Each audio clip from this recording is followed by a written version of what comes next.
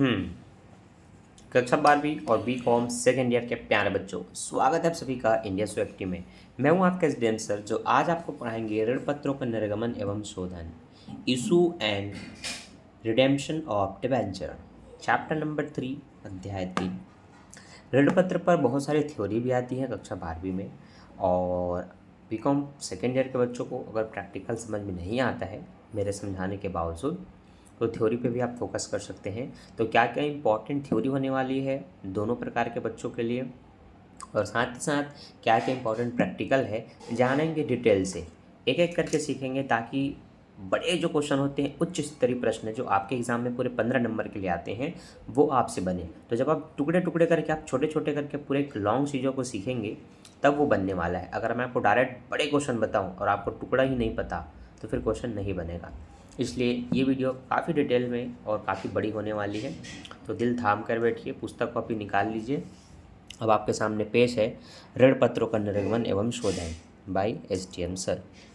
देखो, सबसे पहले तो किसी भी चैप्टर में जब आप इंटर करते हैं तो उसका अर्थ, परिभाषा, आशय आपको अच्छे से पता होना चाहिए। तो इन चीज़ों को 12वीं में बिल्कुल पूछा जाता है। सेमेस्टर वाले बच्चों को भी इनके फर्स्ट सेमेस्टर में दिया जा सकता है। इनकी थ्योरी इंपॉर्टेंट होती है, तो इनकी थ्योरी ज़रूर पढ़ना, ठीक है। तो देखो, ऋण पत्र का अर्थ और परिभाषा। ऋण पत्र कंपनी के द्वारा निर्गमित निश्चित समान राशियों के ऋण का प्रमाण पत्र है, ठीक है। जो ऋण लिया जाता है उसका ये प्रमाण पत्र होता है। क्या? ऋण पत्र, जिसके द्वारा कंपनी जनता के लिए ऋण की स्वीकृति अपनी स्वमुद्रा के अंतर्गत देती है। ऋण पत्र कंपनी के द्वारा लिए गए ऋण का सूचक है। इसके धारकों को ऋण पत्रधारी कहते हैं, ठीक है। कंपनी से लिया गया ऋण किसी भी व्यक्ति के द्वारा उन्हें ऋण पत्रधारी की संज्ञा दी जाती है, और जो ऋण का साक्ष्य होता है, प्रमाण पत्र होता है, उसी को आप ऋण पत्र कहते हैं। ये तो कुछ डिटेल में आपने आशय समझ लिया। परिभाषा कुछ कुछ व्यक्तियों ने, जैसे कि अर्थशास्त्री, लेखाशास्त्री, इन्होंने दिया होता है। तो पाल्मर ने इसके बारे में लिखा है, ऋण पत्र ऋण स्वीकृति करने का प्रमाण पत्र है जिसे कंपनी के सार मुद्रा के अंतर्गत दिया जाता है। एक निश्चित तिथि पर मूल राशि को लौटाने और जब तक मूलधन का भुगतान न हो जाए तब तक एक निश्चित दर से उस पर ब्याज देने का अनुबंध होता है। यह कंपनी के संपत्तियों पर ऋण के हेतु जमानत के रूप में प्रभार रहता है, ठीक है। तो ये एक बेहतरीन और डिटेल से परिभाषा दी गई है इनके बारे में, ताकि पढ़ने वाले को मूलभूत जानकारी पता चले।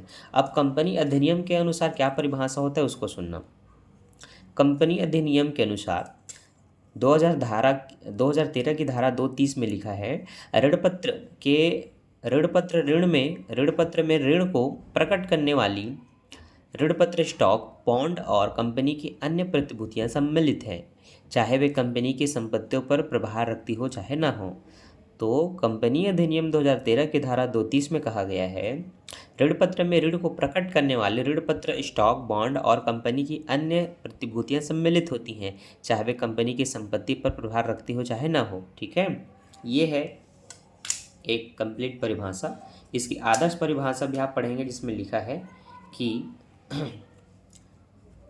ऋण पत्र कंपनी के सार मुद्दा में स्वीकृत एवं निर्गमित ऋण प्राप्ति का प्रमाण पत्र है, जिस पर ऋण संबंधी शर्तें, ब्याज दर, अवधि, समय अवधि, शोधन आदि उल्लेखित रहती है। वस्तुतः यह कंपनी के ऋणदाता की प्रतिभूति या सिक्योरिटी कहलाती है, ठीक है। बॉन्ड का अर्थ क्या होता है देख लीजिए। जब आप बीमा करवाते हैं तो आपको बॉन्ड दिया जाता है, बॉन्ड पत्र दिया जाता है। ये बॉन्ड पत्र होते क्या है, चलिए इसको भी जानते हैं डिटेल से, ठीक है। बॉन्ड पत्र देखो, बॉन्ड भी एक लिखित प्रपत्र है जो ऋण का अभिज्ञान कराता है। परंपरागत रूप से बॉन्ड केवल सरकार द्वारा निर्गमित किए जाते हैं, पर इन दिनों अर्धशासकीय और गैर सरकारी संस्था द्वारा भी ऋण के प्रमाण के रूप में बॉन्ड जारी किए जाते हैं। ऋण पत्र और बॉन्ड शब्द का प्रयोग अब एक दूसरे के स्थान पर किया जाता है, ठीक है। ये कुछ बेसिक सी थ्योरी होती है जो आपको जानना बहुत ज़रूरी होता है इस चैप्टर के लिए, ठीक है। अब कक्षा 12वीं में बॉन्ड शब्द को तो नहीं पूछा जाता, लेकिन हाँ नए सिलेबस के अनुसार अगर आपकी बुक में दिया होगा तो पूछा जा सकता है। ठीक है, बाकी सेकेंड ईयर के बच्चों को ऐसा पढ़ना है, ये सब डिटेल से पूछा जाता है। केवल ऋण पत्र पूछा या उसकी विशेषता भी उसके साथ में पूछा या प्रकृति को, तो वो पूरे डिटेल को मांग रहे हैं। तो ऋण पत्र के बारे में बताने के बाद बांड को बताएंगे, फिर उस ऋण पत्र की विशेषता को बताएंगे, स्टार लगा हुआ है आप इनको अच्छे से पढ़ लेंगे। फिर ऋण पत्र की प्रकृति को पढ़ना है। ये सभी चीज़ें आपको ध्यानपूर्वक पढ़नी है, क्योंकि यहीं से आपके थ्योरिकल क्वेश्चन बनते हैं। ठीक, आगे आप देखेंगे ऋण पत्रों का प्रकार। ठीक है, ऋण पत्रों के कितने प्रकार होते हैं, तो देखिए डिटेल से। ऋणपत्रों का वर्गीकरण उनकी हस्तांतरणीय, सुरक्षा, संशोधनशीलता, परिवर्तनशील और कूपन के आधार पर किया जाता है। ऋणपत्रों के प्रमुख प्रकार निम्न प्रकार हैं। ठीक है, ये आप देख सकते हैं इंग्लिश में जो स्ट्रक्चर बना हुआ है, पहला, दूसरा, तीसरा, चौथा, पांचवा। और पहला के अंतर्गत 2 है, दूसरे के अंतर्गत भी 2 है, तीसरे के अंतर्गत भी 2 है, चौथे के अंतर्गत भी 2, पाँचवें के अंतर्गत भी 2। तो आप मुख्य 5 कह सकते हैं और उनके 2-2 सहायक हैं। तो सभी के 2-2 सहायक मतलब 10 कुल मिलाकर आप ये कह सकते हैं। सबके बारे में डिटेल से बताया गया है नीचे। सबसे पहला है हस्तांतरणीय या लेखा के आधार पर। 2 होते हैं, एक पंजीकृत ऋण पत्र होते हैं और एक वाहक ऋण पत्र होते हैं। तो इन सभी की थ्योरी आप पढ़ेंगे, क्योंकि डिटेल से मैं थ्योरी नहीं बताऊंगा, प्रैक्टिकल क्वेश्चन आज आपको समझाना है। बस ये बता रहा हूँ कि ये सभी थ्योरी आपको पढ़ करके रखना है। ठीक, स्पेशल थ्योरी की वीडियो आएगी जहाँ पर हम थ्योरी पढ़ेंगे, पर अभी मैं इंपॉर्टेंट थ्योरी बता रहा हूँ। इसके बाद यहाँ पर आपको ऋण पत्र और अंशों का अंतर जो होता है, ऋण पत्र और अंशों में अंतर, ये एग्ज़ाम में पूछा जाता है। 12वीं में भी आया है, मेरे टाइम में भी आया था, ये कंटिन्यू आते रहे हैं। लगभग 15-16 पॉइंट दिए हैं और उससे ज़्यादा, इधर 19 पॉइंट है इसको मिला करके। तो बीकॉम में अच्छे से पॉइंट दिए हुए हैं और ऐसे क्वेश्चन आ भी सकते हैं बच्चों, 19 पॉइंट कम नहीं होते, पढ़ लेना। 12वीं के बच्चे भी यहाँ से देख करके छोटे छोटे पॉइंट अपने एग्ज़ाम के लिए रेडी कर सकते हैं। आपके एग्ज़ाम में अधिकतर 6 से 8 नंबर के क्वेश्चन आते हैं, तो आप 6 से 8 पॉइंट बस पढ़ेंगे, बाकी ये सेकेंड ईयर वालों के लिए है। ठीक है, ट्रस्टी का कार्य क्या होता है, ये आप थोड़ा इसको अनुबंध पढ़ लेंगे, ट्रस्टी अनुबंध। ठीक, ठीक, अब यहाँ से प्रैक्टिकल क्वेश्चन शुरू होते हैं। तो सबसे पहले ऋण पत्रों का सममूल्य पर निर्गमन होता है। ठीक है, तो हमारा सबसे पहला टॉपिक होता है सममूल्य पर निर्गमन। सममूल्य पर निर्गमन मतलब जितने रुपए वाले बताए जाते हैं, जितने अंश बताए जाते हैं, उतने ही रुपए में हमें पूर्ण राशि प्राप्त हो जाती है, तो उसको हम सममूल्य पर निर्गमन कहते हैं। जब बट्टे की एंट्री होती है, जब प्रीमियम की एंट्री होती है, तो उसको प्रीमियम पर निर्गमन और बट्टे पर निर्गमन बोलते हैं, या मूल्य से कम पर निर्गमन बोलते हैं। लेकिन जब एक्चुअल में जितनी प्राइस बताई जाए उतने में ही निर्गमन कर दिया जाए, तो उसको सममूल्य पर निर्गमन कहते हैं। ठीक, उदाहरण के लिए बच्चों देखो, अच्छा बैलेंस शीट भी बनाना पड़ सकता है, तो बैलेंस शीट का कॉलम दिया हुआ है, पर्टिकुलर्स मतलब विवरण, नोट नंबर, करेंट ईयर और प्रीवियस ईयर, है ना, चालू वर्ष और बीता हुआ वर्ष। देखो इक्वालिटी एंड लिबर्टीज, ये आपको लिखना है, समता और दायित्व। ठीक है, non current liabilities, long term borrowings और डिबेंचर लिखना है, कितने डिबेंचर कितने रुपए के हिसाब से आपको प्राप्त हुए, कितने एसेट्स है आपके पास करंट में, इन चीज़ों को दर्शाना होता है। ठीक है, देखो सबसे पहला उदाहरण आप ध्यान से देखेंगे, ABC लिमिटेड ने प्रति 100 रुपये वाले 10,000 12% ऋण पत्र जारी किए, जिसमें से 30 रुपये आवेदन एवं 30 रुपये आवेदन और आवंटन पर शेष था। जनता ने 9,000 अंशों का आवेदन स्वीकृत कर पूर्णतः आवंटित किए और अपेक्षानुसार राशि प्राप्त हो गई। देखो 10,000 का निर्गमन किया गया था, जारी किया गया था, लेकिन जनता ने 9,000 को स्वीकार किया, तो 100 रुपये वाले 9,000 के हिसाब से आपको पैसा प्राप्त होंगे। ठीक है, पहला आवेदन के रूप में 30 रुपये के हिसाब से प्राप्त हुआ है, तो आप पहले उनका मल्टीप्लाई करेंगे और बताएंगे कितना पैसा आपको मिला। तो ये आपको क्लियर होना चाहिए कि 30 रुपये मतलब 3 का गुणा 9 से करेंगे तो 9 या 27 होगा, है ना, 1 जीरो एक्स्ट्रा बढ़ जाएगी, तो जो 27,000 होने वाला था वो 2,70,000 हो जाएगा। तो आप ये थोड़ा सेकंड प्रविष्टि आप ध्यान से देख सकते हैं। ठीक है, सबसे पहले ऋण पत्रों का निर्गमन होता है, तो ऋण पत्रों का नाम होना जरूरी होता है, तो आपको ऋण पत्रों का नाम याद होना चाहिए, ये आपको भूलना नहीं है। तो सबसे पहली प्रविष्टि bank account debit to 12% debenture application account. Hindi में आप कहेंगे बैंक खाता विकलन 12% ऋण पत्र खाते, ऋण पत्र आवेदन खाते से। ठीक, तो जो बच्चे प्रॉपर हिंदी मीडियम के हैं वो हिंदी में भी एंट्री कर सकते हैं, कोई दिक्कत नहीं है। पर कोशिश करो इंग्लिश सीखने का, कब तक हिंदी में टिके रहोगे, क्योंकि आगे जा कर के ना जब आप कंप्यूटर वगैरह सीख करके, टैली वगैरह का कोर्स करके, कंप्यूटर में बैठ करके जब बिल वगैरह निकालोगे, बिल्स बनाओगे, खाता बही संभालोगे, तो बच्चों सारी चीज़ें इंग्लिश में ही होती हैं। तब आपका जो हिंदी है वो उतना काम नहीं आने वाला। इसीलिए इंग्लिश, हिंदी के साथ साथ इंग्लिश भी सीखो। तो प्रैक्टिस करने के लिए आप अपने नोट्स बनाओगे तो हिंदी इंग्लिश दोनों में प्रविष्टि को लिख लो, लेकिन प्रॉपर इंग्लिश एकदम पता होना चाहिए, कहीं भी कोई डाउट नहीं होना चाहिए। ठीक है, चलो तो ये गाइडलाइंस हो गई। अब देखो, सबसे पहले बैंक खाता विकलन 12% ऋण पत्र आवेदन खाते से हमने लिख दिया 2,70,2,70,000 बता देना है। 9,000 अंशों के लिए 30 रुपये प्रति, 9,000 ऋण पत्रों के लिए 30 रुपये प्रति आवेदन राशि प्राप्त। ठीक, फिर ऋण पत्र आवेदन खाता विकलन होता है ऋण पत्र खाते से, तो 12% debenture application account debit to 12% debenture account. ये आपको लिखना है, मैंने हिंदी इंग्लिश दोनों में बता दिया। वही 2,70,000 2,70,000 आपको लिख लेना है। ठीक है, ऋण पत्र की राशि को या आवेदन की राशि को ऋण पत्र में हस्तांतरित करने पर यह आप बता सकते हैं। आगे बढ़ते हैं। अब बोला है जो शेष राशि है 100 रुपये वाले में से अगर 30 रुपये इन्होंने ले लिया तो अब आपके पास 70 रुपये बचे। 70 का गुणा 9 से होगा तो 9 सत्ते 63 होता है। तो 6,30,000 रुपये की एंट्री आपको करनी है आवंटन में। तो देखो 12% ऋण पत्र आवंटन खाता विकलन 12% ऋण पत्र खाते से, फिर बैंक खाता विकलन 12% ऋण पत्र आवंटन खाते से। क्लियर है? तो इस तरह से हमारी प्रविष्टि यहाँ पर हमने कंटिन्यू किया। याद रहे, भूलेंगे नहीं। ऋण पत्र आवंटन खाता विकलन ऋण पत्र खाते से, बैंक खाता विकलन ऋण पत्र आवंटन खाते से। ठीक है, 12% ऋण पत्र allotment account debit to 12% debenture, और bank account debit to 12% debenture allotment account. यहाँ पर भी बताना 9,000 ऋण पत्रों के लिए 70 रुपये प्रति आवंटन प्राप्त हुई और उतने ही का आपने आवंटन कर दिया। ठीक, इसमें प्रथम मांग वगैरह कुछ भी नहीं है, तो इसके आगे की कोई प्रविष्टि नहीं होगी, यहाँ से ख़त्म है। ठीक, बस इसमें अगर तुलनात्मक स्थिति पत्र दर्शाइए तो यहाँ पर टोटल आपको बस कुल अमाउंट जितना आपको प्राप्त हो रहा है, जितने अंशों के निर्गमन से, बस वही बताना है ना। तो कुल आपको 9,000 ऋण पत्रों को स्वीकृत किया गया जनता द्वारा, तो 100 से गुणा करने पर आपको 9 लाख रुपये मिलेंगे। तो आप यहाँ पर बता देंगे कि करेंट में आपको जो पैसा प्राप्त हुआ है ऋण पत्रों के माध्यम से वो 9 लाख रुपये है, वही आपकी संपत्ति है, वही आपके दायित्व है। ठीक, ये क्लियर? बस इसी चीज़ को यहाँ लिखना होता है। वो जो स्ट्रक्चर आपने पहले देखा था वही स्ट्रक्चर है चिट्ठे का, बस ये कितने ऋण पत्र के हिसाब से कितना प्राप्त हो बस उसको लिखना होता है, बाकी कुछ नहीं है। तो जो आपने यहाँ पर कॉलम देखा था ना पीछे, ठीक, बस इसी कॉलम को क्या करना है, रिपीट करना है। वही क्वालिटी असेस्ड 0.1.2 में लिखा है, वही चीज़ यहाँ पर भी है, बस अमाउंट को टोटल करके लिख लेना है। ठीक, तो सबसे पहला पॉइंट होता है सम मूल्य पर निर्गमन, जो हो गया। अब आप देखेंगे मांग या बकाया। मांग या बकाया क्या होता है? देखो, ऋण पत्रधारियों से याचनाओं पर राशि की मांग की जाती है। किन्हीं कारण से कुछ ऋण पत्रधारी याचना पर राशि मांगने पर भुगतान नहीं कर पाते। यह भुगतान न की गई राशि मांग का बकाया कही जाती है। याचना पर मांग पर बकाया होने के बावजूद भी कंपनी ऋण पत्रों को जब्त नहीं कर सकती।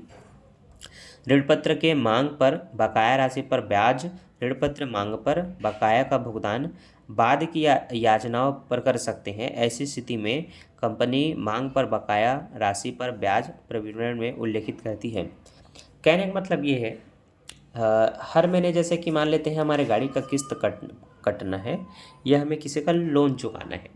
अभी हमारे पास 12 महीने के लोन है और अभी हमने 3 महीने तक चुकाया, चौथे महीने का छूट गया, तो वैसे में वो आपकी गाड़ी को जब्त नहीं कर सकती, क्योंकि अभी आपके पास 12 में से 3 पटा दिए तो आपके पास बाकी के 9 बचे हुए हैं। तो आप चौथा नहीं पटाए तो 5वें के साथ चौथा दे सकते हैं, 6वें के साथ दे सकते हैं। मतलब आपकी जो पूरी किस्त बची है वहाँ तक पूरा इंतज़ार किया जाएगा कि आप उतने किस्त पटाते रहेंगे, तो उस पर ब्याज बस लग जाएगा। तो जितना राशि आपकी छूटी रहेगी उस पर चक्रवृद्धि ब्याज लगाई जाएगी। तो उसमें ब्याज खाते का उल्लेख करना होता है कि कितना ब्याज लग गया है, लेकिन जब्त नहीं होता, ये समझाना चाह रहा है। अब देखो उदाहरण 2, बोला है लिल्ली लिमिटेड ने 100 रुपये वाले 5,000 15% ऋण पत्रों का निर्गमन किया। राशियाँ निम्न प्रकार तय थी: 20 रुपये आवेदन पर, 30 रुपये आवंटन पर, 50 रुपये प्रथम मांग पर और अंतिम मांग पर। अच्छा, 20 रुपये आवेदन, 30 रुपये आवंटन, 50 रुपये प्रथम और अंतिम मांग पर। यहाँ पर तीनों में डिवाइडेड है, तीनों में देखो आगे इसमें बोला है सभी ऋण पत्रों के लिए आवेदन आए थे और अंतिम याचना पर 300 ऋण पत्रों को छोड़ करके सभी राशियाँ प्राप्त हो गई। ठीक है, तो हमें ये पता चला अंतिम याचना में 300 ऋण पत्रधारी ने अपने पैसे का भुगतान नहीं किया है। तो जब वहाँ पर आओगे ना अंतिम याचना में, तो उस समय क्या प्रविष्टि होगी वो जानना इंपॉर्टेंट है। अभी नॉर्मल प्रविष्टि होगी, बाकी दोनों तीनों की नॉर्मल प्रविष्टि होगी, तो वो करो। जैसे 20 रुपये के हैं और 5000 ऋण पत्र हैं, 20 और 5 का गुणा करोगे 1 लाख निकलेगा। गुणा करके देख लो, आवेदन का है। तो सबसे पहला एंट्री आपको करना है कुछ इस तरह से: बैंक खाता विकलन 1 लाख रुपये, 15% ऋण पत्र आवेदन खाते से 1 लाख रुपये। तो bank account debit to 15% debenture application account. ये लिखने के बाद आपको कंटिन्यू कर देना है कि 20 रुपये 5000 ऋण पत्रों पर 20 रुपये आवेदन के प्राप्त हुए। आगे फिर ऋण पत्र आवेदन खाता विकलन होता है ऋण पत्र खाते से, तो उनका परसेंट लिखते हुए लिखते जाना और ये आपकी सेकंड प्रविष्टि हो जाएगी। जब दूसरे में आएंगे आवंटन पे 30 रुपये के हिसाब से मिलना है, तो ऋण पत्र आवंटन खाता विकलन ऋण पत्र खाते से, फिर बैंक खाता विकलन ऋण पत्र आवंटन खाते से। तो debenture allotment account debit to debenture और bank account debit to debenture allotment account. ये 30 का गुणा 5 से करेंगे तो 15 आएगा, मतलब 1,50,000 रुपये। यही यहाँ पर लिखा हुआ है। प्रथम मांग का और अंतिम मांग का दोनों का एक साथ दिया हुआ है 50 रुपये। तो पहले तो कुल राशि जितनी प्राप्त होती है उनको आपको दिखाना होता है कि कितना बोला गया है। तो 5 पंचे 25, 2,50,000 मिलना है। तो 15% ऋण पत्र प्रथम और अंतिम याचना खाता विकलन 2,50,000, ऋण पत्र खाते से 2,50,000। लेकिन एक्चुअल में कितना बकाया रह गया उसको अब नीचे बताओगे।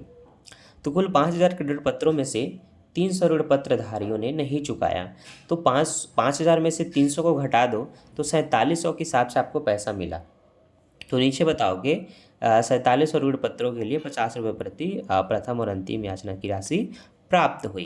तो यहाँ पर आपको बस इन दोनों का गुणा करके जो अमाउंट आता है उसको यहाँ पर शो करना है। ठीक है, अब जो आपका बैलेंस शीट वगैरह बनेगा वहाँ पर आप बताते हो कितना बकाया रह गया। तो प्रविष्टि कॉमन होती है, जैसे आप करते हैं आवेदन बैंक विकलन आवेदन से, आवेदन विकलन ऋण पत्र से, ऋण पत्र आवंटन विकलन ऋण पत्र खाता से, बैंक खाता विकलन ऋण पत्र आवंटन खाता से कॉमन प्रविष्टि हुआ है। तो यहाँ पर दिक्कत नहीं है, बस जहाँ पर कुछ पैसा नहीं प्राप्त होता तो कुल अंशों में से उतना अंश घटा करके जितना पैसा मिलना है वो आप लिख देंगे। और अब दर्शाएंगे कहाँ पर उसको ध्यान दीजिए। ठीक, ये आपका बैलेंस शीट जब आप बनाते हैं तो यहाँ पर बताएंगे कि 5,000 के हिसाब से 100 रुपये का गुणा करके आपको 5 लाख प्राप्त होना था। लेकिन इसमें से 300 ऋण पत्रधारियों से हमें अंतिम याचना की पैसा नहीं मिला जो 50 रुपये के हिसाब से मिलना था। 3 पंचे 15,000 रुपये आपके प्राप्त नहीं हुए। तो 5 लाख में अगर 15 प्राप्त नहीं हुआ तो 4,85,000 तो आपको प्राप्त हो गया। तो करेंट में जितना प्राप्त हुआ इतना ही लिखेंगे। ठीक है, दोनों तरफ, और इसको क्लोज करेंगे। नीचे में बताएंगे कि 5 लाख रुपए में से 15,000 प्राप्त नहीं हुआ, 4,85,000 प्राप्त हुआ। तो ये जो अप्राप्त है इसको बोलते हैं कॉल इन एरर्स, है ना, बकाया। ठीक है, बकाया ये बोल कर के आपको इसको दर्शाना होता है, मांग पर बकाया बोलकर कॉल इन एरर्स।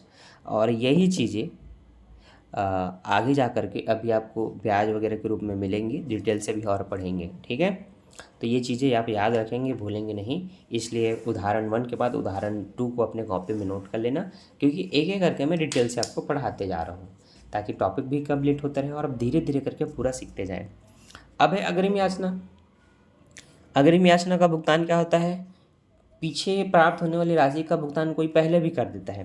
जैसे कि मान लेते हैं हमने किसी को अपने गाड़ी को पटाने के लिए हमने 6 महीने का उसको EMI दिया, 6 महीने का। अब उसने ठीक है कुछ डाउन पेमेंट करके गाड़ी ले लिया। अब उसने पहले और दूसरे महीने ठीक से पेमेंट दिए, तीसरा महीने वो बोलता है मेरा चौथा पाँचवा का भी अभी से ले लो। तो अगर उसने बाद में मिलने वाले पैसे को अभी अगर दे दिया तो इसको अग्रिम या एडवांस प्राप्त राशि बोलते हैं। ठीक है, अग्रिम भुगतान बोलते हैं। इस स्थिति में ब्याज को थोड़ा कम कर दिया जाता है, क्योंकि जो 2 महीने बाद पैसा मिलना था वो 2 महीने पहले मिल गया, तो एक्चुअल राशि जो होती है उसी को उसमें ऐड कर लिया जाता है। तो ये कुछ चीज़ें बैंक के द्वारा, फाइनेंस कंपनी द्वारा किया जाता है। चलो यहाँ पर आप ध्यान से समझना, जो मैंने बताया था समय से पहले प्राप्त हो जाना वही अग्रिम याचना कहलाता है।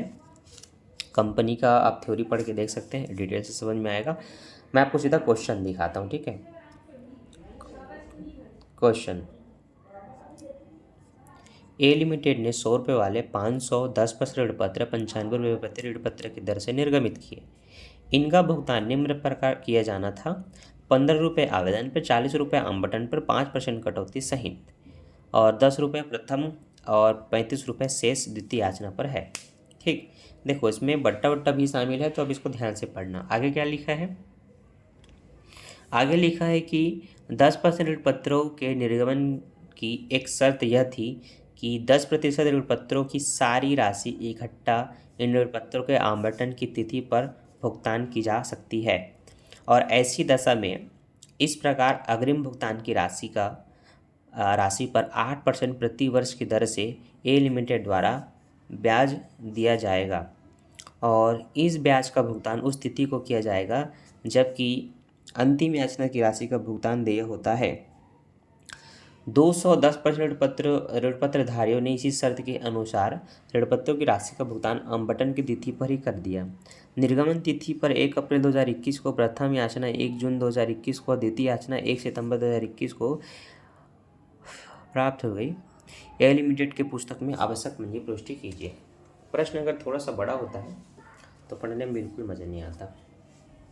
चलो, लेकिन इनकी शर्त और कंडीशन नीचे ही दिए गए हैं कि 10% पत्रों के निर्गमन की एक शर्त यह है कि 10% पत्रों की सारी राशि इकट्ठा इन ऋण पत्रों के आवंटन की तिथि पर भुगतान की जा सकती है। तो जैसे कि सभी पैसे जो 4-5 टुकड़ों में डिवाइड है, आवेदन, आवंटन, प्रथम अंग, अंतिम अंग, तो अगर आवंटन की तिथि पर अगर आप भुगतान करना चाहो तो कर सकते हो, ऐसा लिखा है। ऐसी दशा में अग्रिम राशि पर 8% प्रतिवर्ष की दर से ब्याज दिया जाएगा, है ना।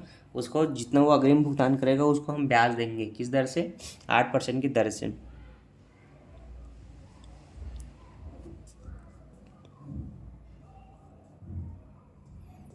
ठीक है, चलो अब इसको कंटिन्यू करते हैं। ये तो समझ में आ गया मुख्य कंडीशन है, क्या कहना चाहता है। देखो अब ध्यान से,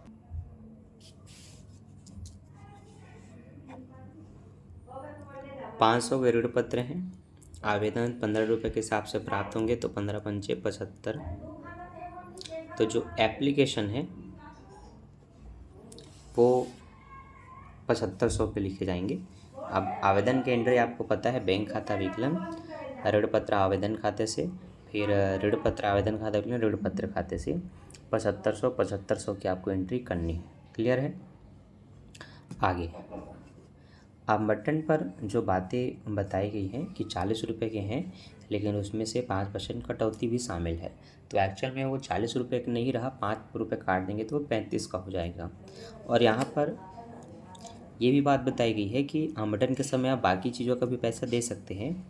तो 200 अंकों के ऋण पत्रधारियों ने इसी समय अपनी राशि का भुगतान कर दिया था। ठीक है, तो अंतिम प्रथम याचना की जो राशि ना उसका भुगतान हो चुका है उस समय पर, तो उसका भी हमें वहाँ पर दिखाना है।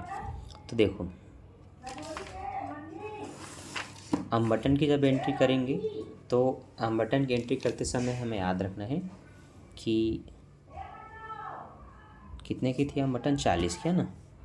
40 के आवंटन में अगर 5 रुपये के अगर हम डिस्काउंट को घटा दें, है ना, कटौती को, तो एक्चुअल में वो 35 रुपये का है। 35 रुपये का गुणा अगर हम 500 अंशों से करते हैं तो देखो, 3 पंचे 15 मतलब 150, 5 पंचे 25 मतलब 25, 150 में 25 जोड़ेंगे 175, 175 2 जीरो 17,500 रुपये रिसिप्ट होगा, किससे? अलॉटमेंट से। ठीक, अब देखो ऋण पत्र आवंटन खाता विकलन 17,500, जो कि मैंने आपको यहाँ पर कार्यविधि में बताया है। ठीक, इसमें से 5 बट्टे का रुपये कितना है? 5 रुपये है। तो डिस्काउंट का अगर आप एंट्री करते हैं तो 5 रुपये का उसी 500 से गुणा करेंगे तो 2500 का क्या निकल जाएगा? डिस्काउंट निकल जाएगा। ठीक है, तो फिर देखो ऋण पत्र आवंटन खाता विकलन, ऋण पत्र बट्टा खाता विकलन, ठीक है। तो discount on issue of 10% debenture ऋण पत्र बट्टा खाता विकलन ऋण पत्र खाते से, ये आप लिखते हैं। ठीक है। तो राशि आपको कुल 20,000 ही लिखना है, लेकिन वो 2 प्रकार से डिवाइडेड रहेगी। अब इस समय क्या करते हैं, कुछ एडवांस राशि हमें और प्राप्त हो जाता है, तो जब हम सेकेंड एंट्री बैंक का दिखाते हैं तो जो एक्स्ट्रा प्राप्त हो चुका है उनका भी प्रविष्टि करना होता है। तो बैंक खाते में कुल आ गए 26,500, ऋण पत्र अलॉटमेंट से मतलब आवंटन से 17,500, जो कि आपने देख लिया। ये 9,000 कहाँ से आया, चलो अब इसको देखो ध्यान से। ठीक है। प्रश्न ने कहा था 200 ऐसे ऋण पत्रधारी हैं जो आवेदन अंतिम मांग और प्रथम मांग के भुगतान उसी समय कर रहे हैं। तो 200 के ऋण पत्रों का गुणा 10 रुपये के प्रथम मांग और 35 रुपये के अंतिम मांग दोनों को जोड़ करके 45 से गुणा कर देना है। तो 45 दूनी 90, 2 जीरो का 2 जीरो, 9,000 रुपये निकल रहा है। तो देखो 17,500 रुपये के ये थे, 9,000 रुपये के और हमें प्राप्त हो रहे हैं 26,500 प्राप्त हो रहे हैं। तो देखो 26,500 रुपये बैंक में आया, इसमें आवंटन से 17,500 है और कॉल इन एडवांस। अब जो अलग अलग आए उनको एक साथ लिखते हैं अग्रिम याचना। क्या बोलते हैं, अग्रिम याचना। अग्रिम याचना खाता से 9,000 रुपये या फिर कॉल इन एडवांस। ठीक। सेकेंड एंट्री में आप बताते हैं अब आपके आवंटन और प्रथम मांग और याचना का, कि प्रथम मांग 10 रुपये का है। 10 रुपये के जो आपके फर्स्ट कॉल हैं 500 ऋण पत्रों से गुणा करते हैं तो उसका 5,000 होता है। ठीक है, क्लियर है। लेकिन इसमें से 10 रुपये का 200 से गुणा करते हैं अगर, 2,000 एडवांस में दिया जा चुका है। किस में दिया जा चुका है, एडवांस में। तो फिर एक्चुअल में 3,000 रुपये का भुगतान अभी आपको करना है। कितने का, 3,000 रुपये का भुगतान अभी करना है। तो देखो ऋण पत्र प्रथम याचना खाता विकलन ऋण पत्र खाते से 5,000 रुपये। ठीक है, पहली history 10% debenture first call account debit to 10% debenture है।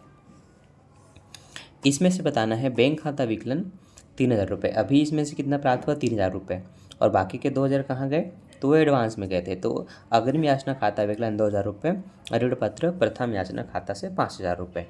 ऐसी प्रविष्टि करके दिखानी होती है। अब ये आपके लिए नया है, पर आप लगातार बनाते रहेंगे तो ये चीज़ें बहुत ही सरल हो जाती हैं। अगर आपने 12वीं में अच्छे से बनाया होगा ना तो ये सरल जाएगा। 12वीं में बिल्कुल नहीं पढ़े हो तो अभी बहुत प्रैक्टिस करनी पड़ेगी। डेली आपको 1 से 2 क्वेश्चन इसमें बनाना ही पड़ेगा, सेम, तभी ये क्लियर होते जाएगा। ठीक है, चलो आगे देखो। अब अंतिम याचना का 35 रुपये है। अगर आप उस 35 का गुणा करते हैं, 35 रुपये है ना, हाँ 35 रुपये है। तो 35 के हिसाब से आपको 17,500 मिलना है। लेकिन आपको ये याद रहे कि जो सेकेंड कॉल है 35 के हिसाब से आपको 17,500 रुपये मिलना है, लेकिन इसमें से एडवांस में भी आप कुछ दे चुके हैं। ठीक है, क्या दे चुके हो, देखो 200 ऋण पत्र के धारकों को 35 के हिसाब से 35 दूनी 70 मतलब 7,000 रुपये का एडवांस भुगतान किया जा चुका है। 17 में 7 जाएगा, 10,500 ही बचेगा बच्चों। तो इतना पैसा आपको अभी बैंक में मिलेगा। कितना पैसा, 10,500 रुपये का। तो देखो पहले बताओ एडवांस की राशि 3500 के हिसाब से कितना हो रहा है। तो ऋण पत्र अंतिम याचना खाता विकलन या द्वितीय याचना खाता विकलन ऋण पत्र खाते से 17,500 बैंक में आएगा 10,500। पहले से दे चुके हो ऋण पत्र अग्रिम याचना खाता से या call in advance account debit 7,000 रुपये, टोटल ऋण पत्र द्वितीय याचना से 17,500 रुपये। ठीक है, अब एडवांस की राशि पर ब्याज निकलता है। सारी कार्यविधि यहाँ पर दी हुई है, देखो एकदम ध्यान से देखो, कोई दिक्कत नहीं है। कुल 9,000 की राशि पर ब्याज मिलना है। ठीक है, 8% की दर से मिलना है, तो 8/100, और 2 महीने पहले भुगतान हो चुका तो 2/12। ठीक, इसका ब्याज कितना निकला है, 120 रुपये। ठीक, इस वाले का डेट दिया हुआ है ना, पीछे आप प्रश्न में डेट देख लेंगे कितना महीने पहले भुगतान हुआ है ना, उतने महीने का आप इस पर ब्याज निकालेंगे। अब जो 7,000 रुपये की राशि प्राप्त हो रही है वो 3 महीने पहले, तो 3/12, 8% की दर 8/100, 2 जीरो से 2 जीरो काटेंगे, 3 एकम 3, 3 चौक 12, फिर 4 दूनी 8, 70 दूनी 140 रुपये, कुल मिला के 260 रुपये का ब्याज मिल जाएगा। तो अग्रिम याचना पर ब्याज खाता विकलन बैंक खाते से ऐसे हिंदी में लिखते हैं, interest on call in advance account debit to bank. इसको लाभ हानि खाते में ट्रांसफ़र करते हैं तो लाभ हानि खाता नहीं, लाभ हानि विवरण अकाउंट डेबिट है ना, लाभ हानि विवरण विकलन ऋण पत्र अग्रिम याचना खाता से या अग्रिम याचना खाता से, ऐसे आप लिख सकते हैं। ठीक है, ये हुई हमारी प्रविष्टि complete with example and notes. तो आप देखेंगे इस तरह से आपको क्वेश्चन बनाते जाना है। वीडियो के आधे घंटे में हमने 3 टॉपिक अपने कवर कर लिए हैं। ठीक, अब मांग पर बकाया और अग्रिम याचना का एक साथ होना है ना। तो देखो, जो आपने अलग अलग टुकड़ों में सीखा उनके मिश्रण होते जा रहे हैं। ऐसे आप अभी धीरे धीरे अलग अलग टॉपिक सीखते जाएंगे, फिर हर एक टॉपिक सीखने के बाद पिछला और उसका मिश्रण दिया जाएगा। ऐसे कर करके बाद में उच्च स्तरीय प्रश्न आएंगे जिसमें अग्रिम याचना, भुगतान, एडवांस, हरण फरण सब रहेगा। तो इसीलिए डिटेल से सिखाते जा रहा हूँ, डिटेल से नोट करते जाना। ठीक है, देखो 100 रुपये वाले 15,000 12 पक्ष ऋण पत्र निर्गमन किए गए, जो कि 15 रुपये आवेदन पर, 25 रुपये आवंटन पर, 60 रुपये प्रथम अंक पर, अंतिम याचना पर दिए थे। तो इसमें से 15 रुपये का आवेदन है, 25 रुपये का आवंटन है, 60 रुपये का प्रथम और अंतिम याचना है। सभी ऋण पत्रों के लिए आवेदन आ गए थे, यथा विधि धन प्राप्त हो गया। अली, जो 100 ऋण पत्रों का आवेदक था, ने आवंटन के समय अपने हिस्से की सारी राशि दे दी है, आवंटन के समय दे दी है। और बीरबल, जो कि 200 ऋण पत्रों का धारक है, आवंटन और अंतिम याचना को देने में असफल रहा है। तो एक जने भुगतान ही नहीं कर पाया और एक जने ने पहले से दे दिया। देखो, आवेदन का तो इनके साथ कोई झोलझाल नहीं है, ये अपनी पूरी प्रविष्टि करेंगे। 15 रुपये का 15 से गुणा करके 15 225 होता है, 2,25,000 रुपये। बैंक खाता विकलन ऋण पत्र आवेदन खाता से, फिर ऋण पत्र आवेदन खाता विकलन, ऋण पत्र आवेदन खाता विकलन ऋण पत्र खाते से। ठीक है, अब जो सेकेंड एंट्री होती है आवंटन की, उसमें आवंटन का पैसा दिया हुआ है 25 रुपये। कितना दिया हुआ है? 25 रुपये। ठीक है, अब सेकेंड को समझना। आवंटन जो दिया है वो 25 दिया है, 15 से अगर गुणा करते हो तो 25 दहाम इतना, 25 पंचे 125, तो कुल मिला करके हो गया 375। तो 375 और 3 जीरो को उतार देंगे, मतलब 3,75,000 रुपये मिल रहा है। कितना मिल रहा है? 3,75,000 रुपये। पहले तो इसकी एक्चुअल में एंटर दिखाते हैं जितना होना चाहिए, 3,75,000 रुपये। अब बैंक में आएगा तो बैंक में एक्स्ट्रा पैसा आएगा। कितना एक्स्ट्रा आएगा? देखो, जो 100 अंशों का अंश धारक था, इसने एडवांस में पे कर दिया है ना। क्या चीज़ का भुगतान किया इसने? 100 ऋण पत्रों के आवेदक ने आवंटन के समय अपने हिस्से की सारी राशि भुगतान कर दी है ना, आवंटन के समय। तो उसके बाद का क्या बचा है? 60 रुपये बचा है। ठीक,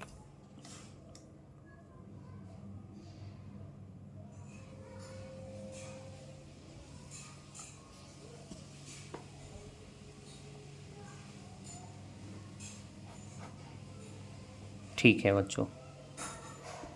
और इसको अगर जोड़ते हैं 25 और 15 तो 10 के 0 से 4। ठीक ठीक, देखो बैंक खाता विकलन 3,76,000 रुपये, ऋण पत्र आवेदन आवंटन से 3,70,000 रुपये। ठीक है, जो हमने अभी गुणा करके निकाला था। और एडवांस में आपने अभी 6,000 रुपये निकाला, उसको बोलेंगे call paid in advance on debenture है ना। अग्रिम याचना खाता से या अग्रिम ऋण पत्र खाते से 6,000 रुपये से आप लिखेंगे। और अब आते हैं सेकंड प्रविष्टि में, प्रथम और अंतिम याचना में। 60 रुपये का 15 से गुणा करेंगे, 15 छक्के 90 रुपये। इसमें से कुछ ने एडवांस दिया था, कुछ ने पैसे नहीं भुगतान कर पाए थे। इन दोनों का कटौती करके यहाँ पर प्रविष्टि होगी। आप इसके आगे का निकाल लेना। मुझे थोड़ा सा काम आ चुका है तो मैं ये वीडियो को यहीं पर समाप्त कर रहा हूँ। हाँ, कल से इसके ऊपर वीडियो और बनेगी, कंटिन्यू इसको हम आगे भी पूरा कंप्लीट करेंगे। तो जितने भी बच्चे इस वीडियो को देख रहे हैं चैनल को सब्सक्राइब कर लिए होगे तो अच्छी बात है। देख लेना नोटिफिकेशन आपका ऑल पे सेट है कि नहीं, ऑल पे होना चाहिए। बेल आइकन को फिर से दबाओ, देखो 3 ऑप्शन में से पहले स्थान पे रखो ताकि वो वीडियो आपको टाइम पर मिल जाए। पार्ट 2 चाहिए, समझ में आया तो कमेंट कर देना पार्ट 2 बोल के, ठीक है। वीडियो को लाइक करना ना भूलना। मिलते हैं नेक्स्ट वीडियो में। Bye, thanks for watching.